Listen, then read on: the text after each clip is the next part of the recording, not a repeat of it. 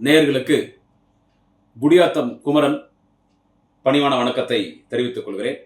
நண்பர்களே, நமது தமிழகத்தினுடைய டிவிகே அமைச்சர்கள், சட்டமன்ற உறுப்பினர்கள், இவர்களின் லீலைகள் தாண்டவமாடுகிறது. நாளுக்கு நாள் எந்த ரீல்ஸை வச்சு, எந்த குட்டீஸுங்களை வச்சு ரீல்ஸை வச்சு ஆட்சிக்கு வந்தாங்களோ, அந்த ரீல்ஸில் இன்னைக்கு அந்த ரீல்ஸில் அவங்க போடுற ரீல்ஸ்லே அமைச்சர்களும் சட்டமன்ற உறுப்பினர்களும் அவங்க ஆய்வு போகும்போது அதை வீடியோ எடுத்து ரீல்ஸாக போடுறாங்களே, அதனாலே அவங்க ஆட்சிக்கும் அவங்களுக்கும் பெரிய தலைவலி. அவங்களே விமர்சனத்துக்கு ஆளாகிற மாதிரி செயலில் இன்னைக்கு ஈடுபடுறாங்க. ஆமாங்க, ஒன்று வேணாம், முதல்ல இந்த மேட்டரை பேசுவோம். தொடர்ந்து இன்னைக்கு சமூக வலைத்தளங்களில் பரவலாக இருக்கக்கூடிய இன்றைய சோசியல் மீடியாவின் குயின் யார் என்று கேட்டால் மாண்புமிகு தொழில்துறை அமைச்சர் சகோதரி கீர்த்தனா அவர்கள். அவங்க பெரிய ஜீனியஸ்ங்க, மிகப்பெரிய ஜீனியஸ். அவங்க கீர்த்தனா மேடம் இருக்காங்கல்ல, மிகப்பெரிய ஜீனியஸ். ஆமாம், ஆக்ஸ்போர்டு யூனிவர்சிட்டியில் இங்கிலீஷ் லிட்ரேச்சர் படித்தோம். அவங்க இங்கிலீஷ் பேசுகிற மாதிரி யாரும் பேச முடியாது. நம்ம முன்னாள் முதலமைச்சர் அம்மையார் செல்வி ஜெயலலிதா சச்பர் கான்வென்ட்ல படித்தாங்க. நுனி நாக்கில் இங்கிலீஷ் பேசுவாங்க. அவங்கள எவ்வளோ நான் எதிர்த்து பேசியிருக்கிறேன். ஆனால் அவங்க இங்கிலீஷ் பேசுகிறத ரசித்து கேட்பேன். நான் ஒரு 9th வரைக்கும் பெங்களூரில் கான்வென்ட்டில் படித்தேன். 9th வரைக்கும், 10th வரைக்கும் படித்தேன். 10th எக்ஸாம் எழுதாமல் வந்துட்டேன். ஸோ இங்கிலீஷ் பேசுறது கேட்குறது எனக்கு ரொம்ப பிடிக்கும். செல்வி ஜெயலலிதாவோட அருமையாக இங்கிலீஷ் பேசுகிற தமிழ்நாடு பொலிட்டிஷியன் யாருன்னு கேட்டால் நம்ம அமைச்சர் கீர்த்தனா அவர்கள். நம்ம ஆக்ஸ்போர்ட் யூனிவர்சிட்டியில் அவங்க கோல்டு மெடலிஸ்ட் வாங்கினாங்க. அவ்வளோ பெரிய ஆங்கிலத்தில் புலமை படித்தவங்க. அவங்க இப்போ ஒரு ஆய்வு கொண்டு போனாங்க. எல்லாரும் தெரிஞ்சு வச்சுதான். திருத்தங்கல், விருதுநகர் மாவட்டத்தில் திருத்தங்கல், அங்கே ஒரு ஸ்கூலுக்கு ஆய்வு போகிறாங்க. திருத்தங்கலில் பல கூட்டங்கள், முன்னாள் அமைச்சர் சட்டமன்ற உறுப்பினர் அண்ணன் தங்கம் தென்னரசு என்னை அழைத்த கூட்டம் நடத்தியிருக்கிறார். திருத்தங்கல் அங்கே ஒரு ஸ்கூலுக்கு ஆய்வு போகிறாங்க. ஒரு மினிஸ்டர், நீங்கள் ஆய்வுக்கு போகலாம், தப்பு இல்லை. ஆய்வுக்கு போகிறவங்க என்ன பண்ணணும்? ஸ்கூலில் போயிட்டு ஃபஸ்ட்டு நீங்கள் போய் பார்க்க வேண்டியது அந்த கழிவறை, அந்த ஃப்ரெஷ் ரூமை போய் பார்க்கணும் எப்படி இருக்குது. ஏன்னா அதுதான் முக்கியம். ஸ்டூடெண்ட்ஸுக்கு கழிவறை எப்படி இருக்குது, பள்ளி கட்டிடங்கள் எப்படி இருக்குது, அவங்களுக்கு வாட்டர் ஃபெசிலிட்டிஸ் எப்படி இருக்குது, அவங்க குடிக்கிற தண்ணி சுத்தமான தண்ணியா, அடுத்து அவங்க வகுப்பறையில் அவங்க உட்கார்ற அந்த பெஞ்சு சேர்லாம் சுத்தமாக இருக்குதா, அவங்களோட பிளே கிரவுண்ட் எப்படி இருக்குது, இது பார்க்கணும். இவங்க போகிறாங்க. இவங்க போகும்போது இவங்க கூடவே ஒரு கேமராமேனை வருவான். ஏன்னா ரீல்ஸ் மினிஸ்டர் இல்லை. She is not only minister for industrial department, even she is an minister for reels portfolio. Or additional portfolio is reels department minister. கூடவே ஒருத்தன் போவான். அந்த சோஷியல் மீடியா ஒரு கேமரா எடுத்துன்னு போகிறானோ இல்லை ஒரு மொபைல் எடுத்துன்னு போகிறானோ கூடவே ஒருத்தன் போவான். இவங்க நேராக உள்ளே போகிறாங்க. இவங்க நேராக உள்ளே போனோடனே அங்கே டீச்சரு கூட அதிகாரிகள்லாம் போகிறாங்க. அங்கே முன்னால் ஒரு குழந்தை உட்காந்துருக்கு. 6ஆம் வகுப்பு என்ன படிக்குதுன்னு நினைக்கிறேன்னா ஒரு 10 வயசு இருக்கும் அந்த குழந்தையோட தான், ஒரு பெண் குழந்தை. அங்கே போனோடனே இவங்க போய் அந்த குழந்தைய டெஸ்ட் பண்ணுறாங்க. ஆமாம், இவங்க எஜுகேஷனுடைய அதிகாரி, இவங்க ஏயுஓ. இவங்க போகிறாங்க. இவங்க போனோடனே அந்த குழந்தைகிட்ட போயிட்டு இவங்க இங்கிலீஷில் பேசுகிறேன். ஏன்னா இவங்க இங்கிலீஷில் பெரிய புலமை இல்லை. ஆமாம், இன்னைக்கு ஷேக்ஸ்பியர் உயிரோடு வந்தால் கூட ஷேக்ஸ்பியரே நமது அமைச்சர் சகோதரி கீர்த்தனா கிட்ட தோத்து போவாங்க. She is so brilliant in English. Yes, so brilliant. Her English is a marvelous English, excellent English, fluent English. அவ்வளோ English.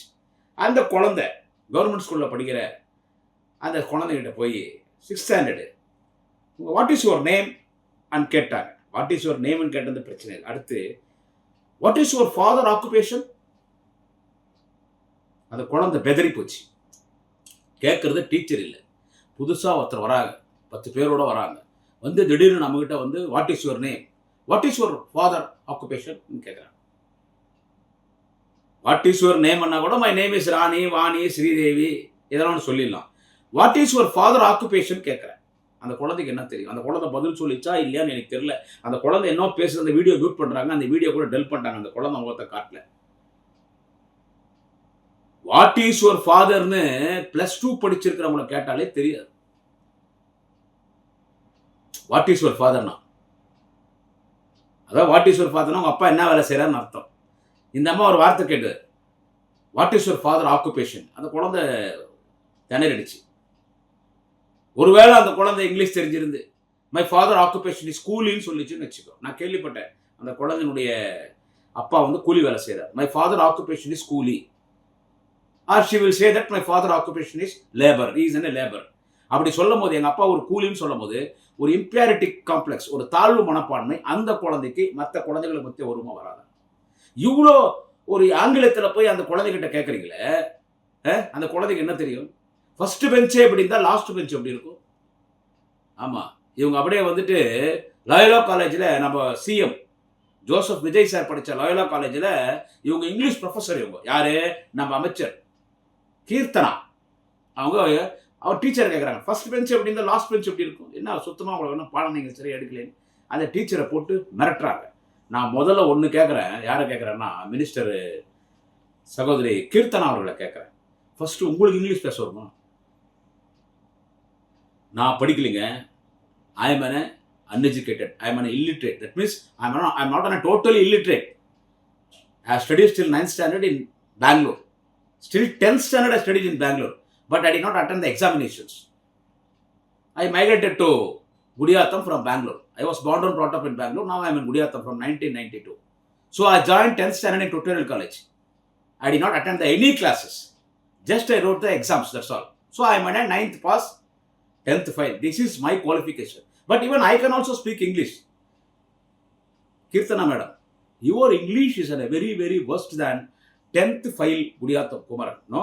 If you compare English, Gudiyatham Kumaran and Kirtana, if you compare English in between us, Kirtana English, Gudiyatham Kumaran English means, even my English also, Butler English only. Even my English also is not an marvelous, excellent. Even in my English there is a lot of grammatical mistakes. My English is better English because I am a 10th fail student. But you are a graduate, you are a minister, okay? But your English is not a good English, your spoken English is not a good English, your pronunciation, English pronunciation is very, very, very, very worst. Very, very rubbish English. Okay?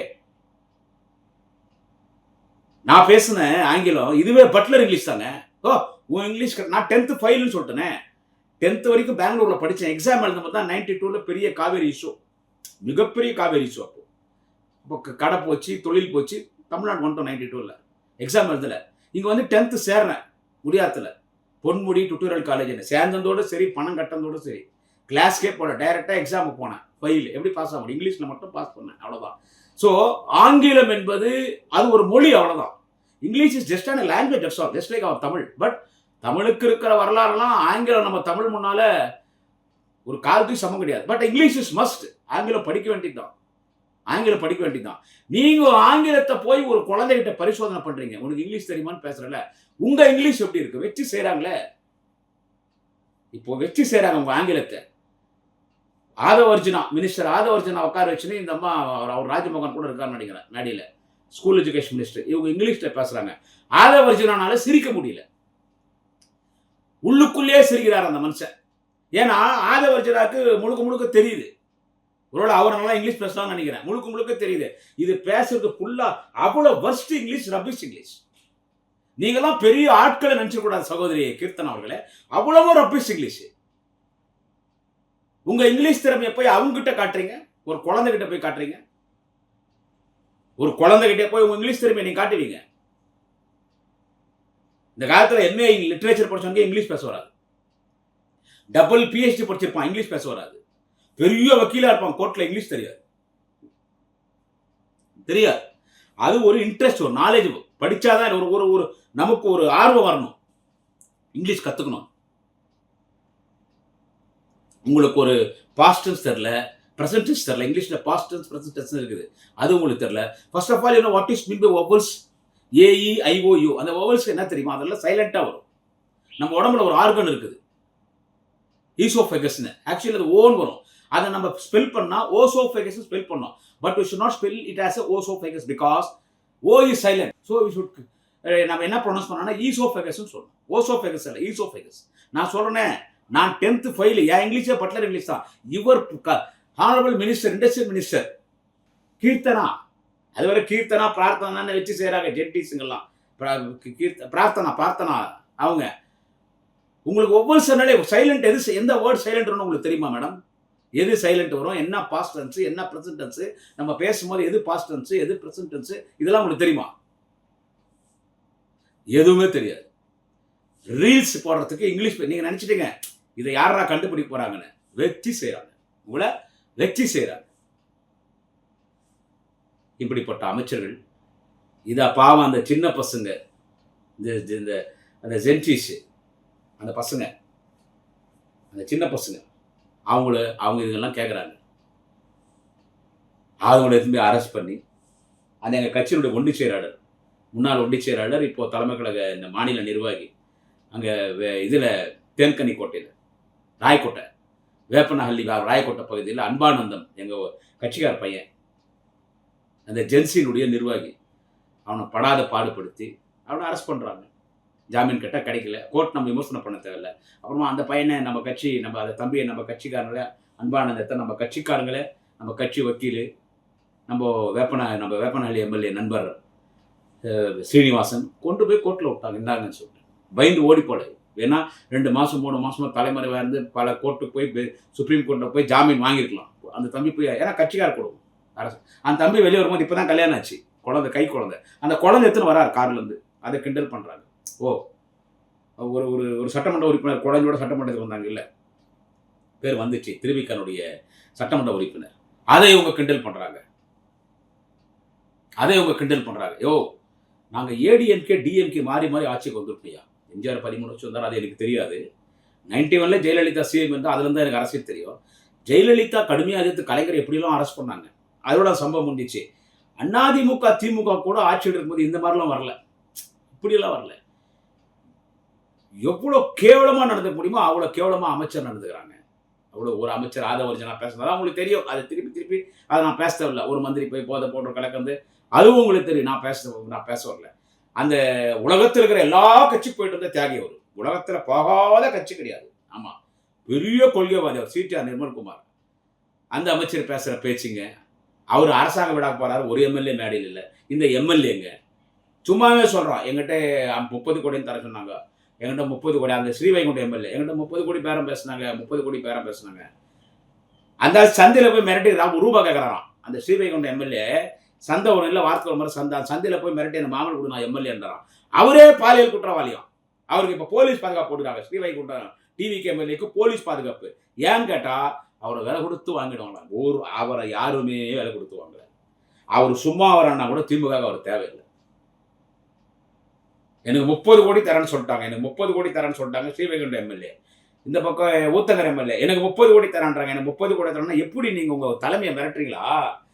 டிஎம்கேல 30 கோடி ரெடியாக இருக்குது. அவங்கள்ட்ட 30 கோடி நான் வாங்கிட்டு போயிட்டா இல்லை எனக்கு மந்திரி பதவி தரையா, இப்படி மிரட்டுறீங்களா? அவங்க தலைமை பிளாக்மெயில் பண்ணுறீங்களா? சட்டமன்ற உறுப்பினர்களே அங்கே 30 கோடி தரான்றாங்க திமுகவில்.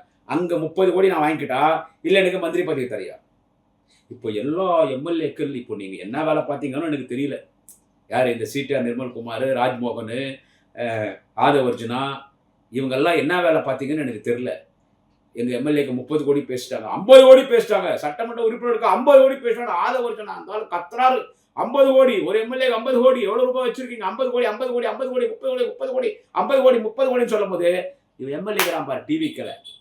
இவன் மொல்லமாக யோசிக்க ஆரம்பிக்கிறான். இப்போ மொல்லமாக என்னடா இது, நம்ம 10 லட்சம் 12 லட்சம் தான் செலவு பண்ணோம், கவுன்சிலரே 40 லட்சம் செலவு பண்ணுறோம், நம்ம ஓட்டும் கேட்கல, சும்மா 4 நாள் அப்படியே ஒரு வேன் ஏறி போயிட்டு வந்தோம், பூத் செலவுக்கும் காசு கொடுக்கல, 10-15 லட்சம் தான் செலவு பண்ணோம், மக்கள் நம்மளை ஓட்டு போட்டு எம்எல்ஏ ஆகிட்டான்.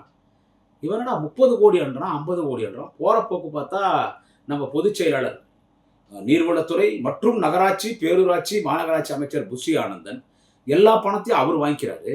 ஓப்பன் டெண்டர்னு சொல்லிட்டான். அந்த ஓப்பன் டெண்டர் பணம் கூட அதிகாரி மூலமாக மேலே வாங்கிட்டு போகிறாங்க.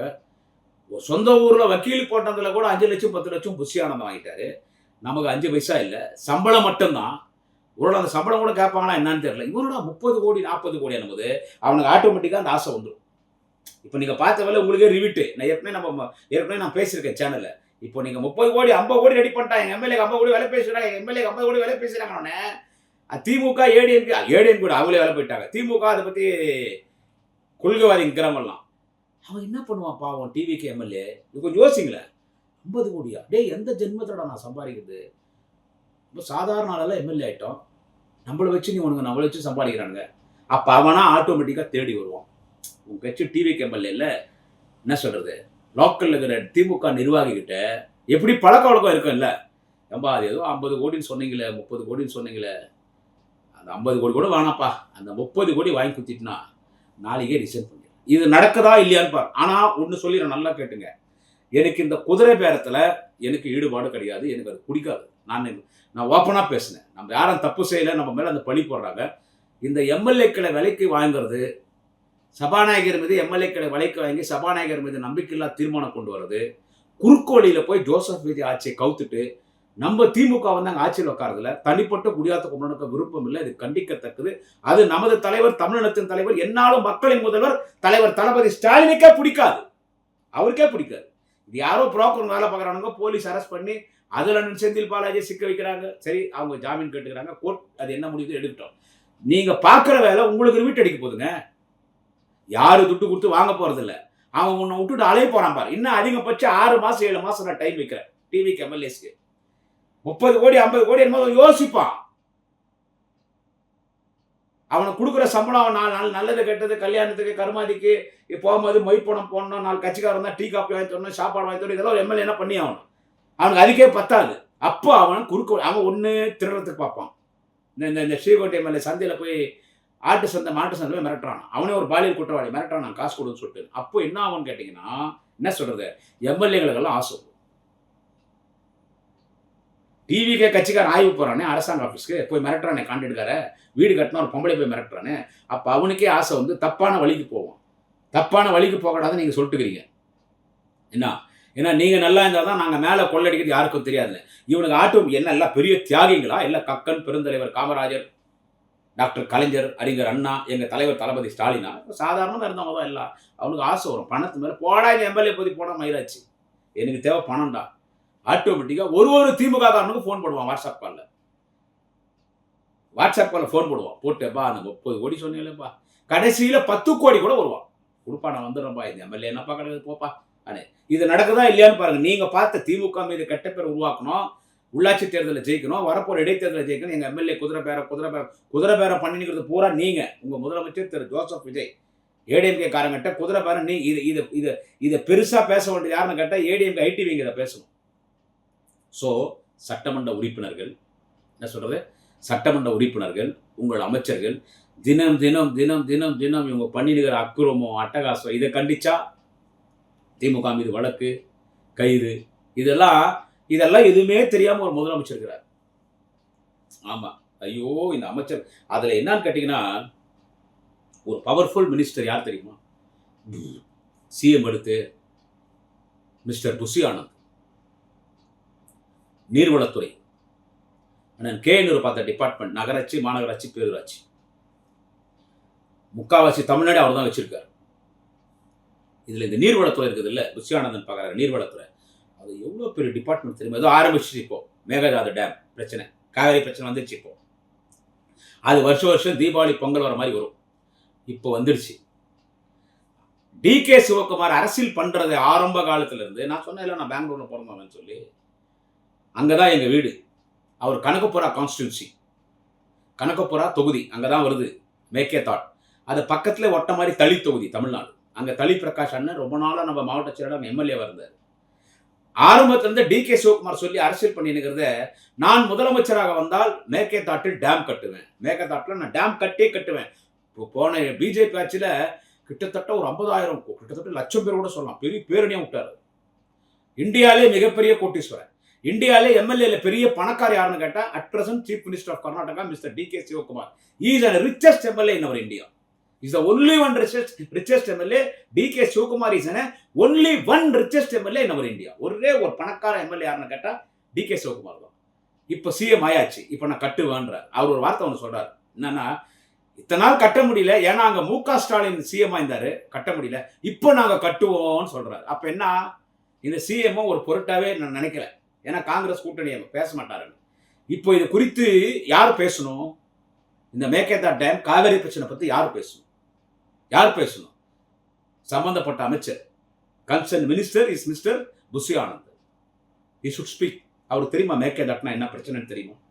அவருக்கு காவேரி பிரச்சனை என்னன்னு தெரியுமா? ஒரு 2 நாளைக்கு முன்னால் பாட்டாளி மக்கள் கட்சியினுடைய தலைவர் திரு டாக்டர் அன்புமணி ராமதாஸ், திருமதி சௌமியா அன்புமணி எம்எல்ஏ அவர்கள் 2 பேரும் போய் அவருக்கு கிளாஸ் எடுத்தாங்க. யாருக்கு?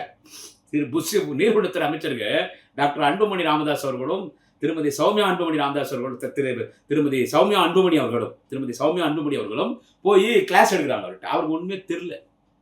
அவர் சட்டமன்றத்தில் காவேரி பிரச்சனை, மேற்காத்திய பிரச்சனை பற்றி எழுதி வந்து தட்டு தடமாறி படுகிறார். அதை குறித்த ஏவாவேலு கேள்வி கேட்கும்போது பதில் சொல்றது யாருன்னு கேட்டால் நீர்வளத்துறை அமைச்சர் இல்லை, பொதுப்பணித்துறை மற்றும் விளையாட்டுத்துறை அமைச்சர் ஆதவர்ஜனா பதில் சொல்றாரு. இப்போ ஆரம்பிச்சிச்சு. வாட்டாள் நாகராஜன் ஒரு தமிழின துரோகி விரோதி ஒருத்தவங்க. உங்களுக்கு எல்லாரும் தெரியும், கர்நாடகாவில் வாட்டாள் நாகராஜன் ஒரு கருப்பு தொப்பி போட்டுன்னு ஒரு கருப்பு கண்ணாடி போட்டுன்னு இருப்பான். நம்பர் 1 புறம்போக்கு நாய், அவன் புறம்போக்கு பையன். நம்மளை பார்த்தா அவ்வளோ கேவலமாக நினைப்பான். தமிழ்ல பார்த்தா கொங்கானுவான். கொங்கவான்னா ரொம்ப ஈழ்வா, காட்டான்னு அர்த்தம். ரொம்ப ஈழ்வான ஒரு சொல். தமிழனை பார்த்தா கொங்கானுவான். இப்போ அவன் ப்ரெஸ் மீட் கொடுத்துட்டான். மேற்கத்தாட்டில் டேம் கட்டுவான். தமிழ்நாடு அரசாங்கம் இல்லை முதலமைச்சர் விஜய் இதுக்கு எதிர்ப்பாக வந்தால் நாங்கள் ஆர்ப்பாட்டம் நடத்த போனான். அவன் எங்கன்னு கேட்டிங்கன்னா அத்திப்பள்ளி பார்டரில். அடுத்து இன்னொன்று அவன் எப்பவுமே சொல்கிறது, தமிழ் படம் ஒன்று கூட ரிலீஸ் ஆகாதுன்றான். கர்நாடகாவில் தமிழ் படம் ஒன்று கூட ரிலீஸ் ஆகும். கர்நாடகாவில் ஓடுறதே தமிழ் படம் தான். கர்நாடகாவில் தமிழ் படம் தான். பெங்களூரில் தமிழ் படம் தான். அவர் விஜய் நம்மளை ரொம்ப ஓவராக விமர்சனம் பண்ணுறாரு. இன்னைக்கு ஜென்ம விரோதி விஜய் தான். ஆனால் இருந்தாலும் பெங்களூரில் விஜய் படம் ரிலீஸ் ஆச்சுன்னா பெரிய லெவலில் ஓடும். கன்னடக்காரனே பார்ப்போம்.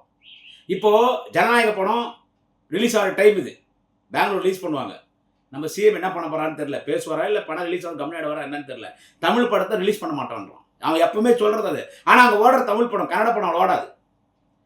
கன்னட படம் கர்நாடகா உள்ள மட்டும்தான் ஓடும், அவுட் ஆஃப் ஸ்டேட். நம்ம தமிழ் படம் இந்தியா மட்டும் இல்லை, உலகம் முழுவதும் ஓடுகிற ஒரு மொழி எதுன்னு கேட்டால் தமிழ், ஆங்கிலம், மலையாளம், கன்னடம். ஹிந்தி கூட கிடையாது. சாரி, கன்னடா கிடையாது. அதாவது என்னன்னு கேட்டிங்கன்னா உலகம் முழுவதும் ஓடுற மொழி வந்து படம் வந்து தமிழ் படம், தெலுங்கு படம், மலையாள படம், இங்கிலீஷ் படம். கன்னடா கூட கிடையாது. அது கர்நாடகா மட்டும்தான். இப்போ நம்ம தமிழ் படம் ஓடாதமா அடுத்து என்னாவும் பிரச்சனை வரும். பழைய மாதிரி தமிழர்கிட்ட கலாட்டாகி எல்லாரும் அங்கே இருக்கிற கூலி வேலை செய்ய போனவங்க நம்ம இடத்தெல்லாம் தாக்குவோம். கூலி வேலை செய்கிறவங்க அத்திப்பள்ளியிலேருந்து ஒசூருக்கு லட்சக்கணக்கான மக்கள் நடந்து வருவாங்க. அந்த இலங்கையெல்லாம் தமிழ் வர மாதிரி இது வருஷம் நடக்கிறது. போன முறை நம்ம முதலமைச்சரை எவ்வளோ அசிங்கப்படுத்தினாங்க தலைவர் தளபதி ஸ்டாலின் அவர்களை. அன்றைக்கெல்லாம் விஜய் ஒன்று கூட கண்டிக்கல. அன்றைக்கி சீமான் கண்டிச்சார். ஸோ இந்த மாதிரி நிலமெல்லாம் இதெல்லாம் தெரியுமா மினிஸ்டர் ஹானரபிள் நீர்வளத்துறை மற்றும் நகராட்சி, மாநகராட்சி, பேரூராட்சி உள்ளாட்சித்துறை அமைச்சர் புஷியானதுக்கு தெரியுமா? அவருக்கு எதுவுமே தெரியாது. இட்டுன்னு போகிறது தான் தெரியும். அவருக்கு தமிழ் ப்ரொனன்சியேஷன், தமிழினுடைய ப்ரொனன்சியேஷன் அவருக்கு தெரியாது. உச்சரிப்பே வரல. நான் அவரை குறை சொல்ல வரல. குருவி தலைமையில் பணங்கா வச்ச மாதிரி அவ்வளோ பெரிய டிபார்ட்மெண்ட் வச்சிருக்காங்க. ஸோ தமிழ்நாடு எத்தனை பிரச்சனைகளை ஃபேஸ் பண்ண போது எப்படிப்பட்ட மினிஸ்டர்ஸ் இருக்காங்க. கிண்டல் பண்ணுறான் சார் ஒரு மந்திரி எதிர்கட்சியை. வேலூர் மாவட்டத்துடைய பொறுப்பு அமைச்சர் யாருன்னு கேட்டால் விஜய் பாலாஜி. என்ன ஈரோடு மினிஸ்டர் ஆண்ட்லோமினி கைத்தறி மற்றும் துணிநூல் கதர்த்துறை அமைச்சர். அவர் தான். அந்த தம்பி தான் வந்து வேலூர் இன்சார்ஜ் மினிஸ்டர், பொறுப்பு அமைச்சர். கனியம்பாடியில் எங்கேயோ அவங்க மீட்டிங் பேசினுக்கிறாங்க. அங்கே வேலூர் எம்பி திரு கதிரானந்த் போகிறார். ஒரு காரில் போகிறாரு. பின்னால் ஒரு ஆம்புலன்ஸ் வருது. அந்த கூட்டத்தில் வருது. ஆம்புலன்ஸ்குள்ளே பேஷண்ட் சீரியஸ் கண்டிஷன் இருக்காங்க. முன்னாலே எம்பி கதிரானந்த் போகிறார். அந்த வண்டியை வந்து போகாத மாதிரி அந்த டிவிகே கட்சியில் இருக்கிற அந்த பசங்க துண்டை போட்டுன்னு விசில் அடிக்கிறான். கத்துறான். எவ்வளோ ஒரு அநாகரிகம் பாருங்க. கத்துறான். நீ ஒரு மந்திரி என்ன பண்ணணும்? அந்த வண்டியை வழி விடுப்பா, அவர் போட்டோம். பின்னால் ஆம்புலன்ஸ் வருது. அதுக்கு இவன் என்ன சொல்கிறான், இந்த மந்திரி அவர் கதிரானந்த் எம்பியை பார்த்து என்ன சொல்கிறா தெரியுமா? நீங்கள் ஒதுக்கி வச்சவங்க தானே, உக்காரம் போனால் போயிட்டோம். என்னது ஒரு மந்திரி சொல்கிறாங்க, நீங்கள் ஒதுக்கி வச்சவங்க தானே, கிண்டல் பண்ணுறியா? எந்த மந்திரியாவது இப்படி ஏடிஎம்கே மந்திரி யாருன்னா இப்படி பேசியிருப்பாங்களா? ஜெயலலிதா பீரியடில், எம்ஜிஆர் பீரியடில், எடப்பாடி பழனிசாமி பீரியடில் ஏடிஎம்கே காரனா இப்படி பேசியிருப்பாங்களா? நீங்கள் ஒதுக்கி வச்சவங்க தானே போயிடுறாங்க. ஒரு மந்திரி பேசுகிறான். தெரியுதா இவங்கெல்லாம் யார் எப்படின்னு சொல்லிட்டு? இதெல்லாம் நாங்கள் காமெடி மாதிரி பார்த்துட்டு இருக்கோம். நாங்கள் யாரும் ஒன்றும் இந்த குதிரை பேரில் எனக்கு உடன்பாடு கிடையாது. இந்த மாதிரி மந்திரிங்க இவங்க இந்த 30 கோடி 50 கோடி இவங்க ஆசை காட்டினது இவனுங்களுக்குள்ளே அடிச்சுன்னு இவங்க கதையை இவங்களே முடிச்சுக்குவாங்க. இவங்க மந்திரி, இவங்க எம்எல்ஏங்க கதையை முடிச்சுடுவாங்க. அடுத்து இவங்க சேர்த்துறாங்க பாருங்க உள்ள ஏடிஎம்கே எம்எல்ஏங்க, அவங்க பாதி முடிச்சுடுவாங்க. அதுக்கு அடுத்து கைராசி மன்னன் ஒரு விளம்பரம் வரும் பஸ் ஸ்டாண்ட்லாம் முன்னெல்லாம். கைராசி மன்னன், மலைக்கோட்டை மாநகரத்தினுடைய சிங்கம், திருச்சி கேஎஸ் ராமதாஸ் விற்பனையிலே லாட்டரி சீட் விற்பனை. கைராசி மன்னன் திருச்சி கேஎஸ் ராமதாஸ். அம்மா உங்க பையன் டாக்டரோ இன்ஜினியரோ வாங்கினா ஒரு லாட்டரி சீட் வாங்கம்மா. கைராசி மன்னன் சொல்லுவாங்க இல்ல, என்ன சொல்றது? அந்த மாதிரி கைராசி மன்னன் கோபால்சாமி உங்கள்கிட்ட வந்துக்கிறார். ரொம்ப பிரஸ் மீட் எல்லாம் கொடுக்குறாரு, குதிக்கிறார். அப்படி ஒரு சிரிக்கும் போது 23ஆம் புலிகேசி வடிவேல் படம் மாதிரியே, வடிவேல் பாறையே தெரியுது. அவர் பெரிய நடிகர், அவர் வைகோ நம்ம வந்து ஈக்குவல் பண்ண முடியாது. சிரிக்க வைகோ கரடி கக்கூஸ் போற மாதிரியே சிரிக்கிறார். அவர் ஒருத்தர் போறவங்க சோழி முடிக்கிறதுக்கு எல்லா பதிவுலையும் சொல்ற ரொம்ப சந்தோஷம். வைகோ பாதுகாப்பு கவசம், எதிரிகளிலிருந்து தாவேக அரசுக்கு வருகிற கணைகளை தடுத்து நிறுத்துகிற பாதுகாப்பு கவசமாக, பாதுகாப்பு கேடயமாக, கவச்ச குண்டலமாக மதிமுக திகழும். ஆமா, டுப்பாக வருது. இவங்க எல்லாம் போறவங்கள முடியறதுக்கு. அதனால இந்த மந்திரிகளை எல்லா பதிவுலையும் சொல்றேன். முதலமைச்சர் திரு ஜோசப் விஜய் அவர்களே, இந்த மந்திரிகளை அடிக்க வைங்க. உங்க ஆட்சி நல்லா நடக்கணும்னா, உங்களுக்கு தெரியலன்னா தெரிஞ்சவங்களை கேட்டுங்க. நாளைக்கு இன்னொரு பதிவிலை சந்திக்கிறேன். நன்றி, வணக்கம். குடியாத்தம் குமரன்.